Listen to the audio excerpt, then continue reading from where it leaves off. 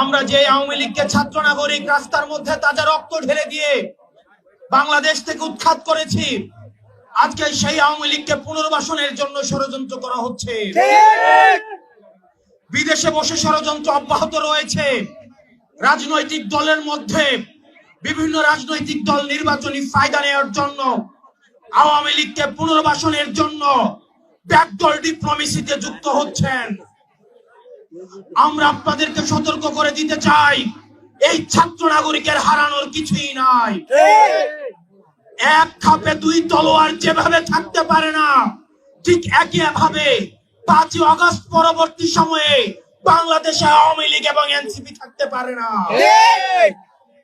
যদি কেউ আওয়ামী লীগকে পুনর্বাসন করতে চায়, উত্তরপাড়া থেকে যদি আওয়ামী লীগ পুনর্বাসনের কোন ষড়যন্ত্র করা হয়, 5ই আগস্ট যেভাবে গণভবন এবং বঙ্গভবনের যে পরিণত হয়েছে, আওয়ামী লীগকে যারা পুনর্বাসন করতে চাইবে ঠিক তাদের পরিণতি এবং তাদের ফলাফল একই রকম হবে।